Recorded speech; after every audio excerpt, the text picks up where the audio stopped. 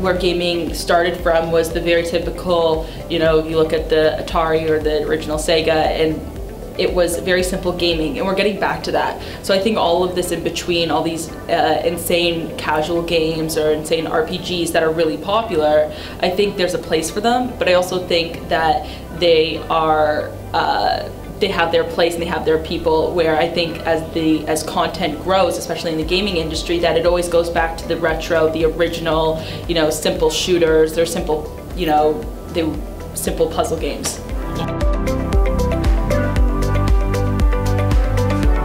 Chatbots have been around forever.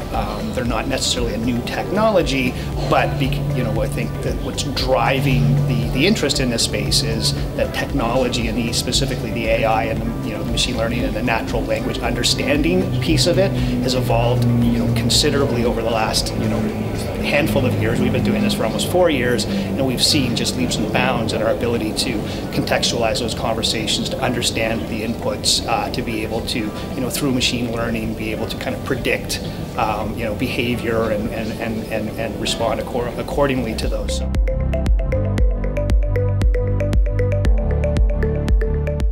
I think storytelling is everything, and the best way to engage with an audience, especially when you're trying to be authentic in the way that you communicate with them. There's so many different forms of content, whether it's sponsored content or promoted brand content or influencer content. Each has a different objective, so you need to understand what are your objectives first before creating this content. And that in itself will shape and influence the visual storytelling strategy that you're going to engage on. If I'm trying to create engagements, I might want to tailor the messaging in a certain way. If I want to build awareness, I might speak to people in a different way. If I'm working with partners, maybe there's a different way of bringing this in. So with visual storytelling as well, what I find is the biggest key to success for us in working with influencers, it's giving the influencers full control over the creative process. It's not about managing it. It's about briefing them in, bringing them into the co-creation process as well, where we're partners, and just letting them have fun. Je pense que les livres et la réalité virtuelle sont étroitement connectés, et plus ils sont connectés, plus il se crée des synergies intéressantes. Et je pense qu'il vaut mieux les travailler ensemble plutôt que les travailler de manière séparée. Ils ont tout à gagner à être rejoints dans des créations, dans des projets hybrides.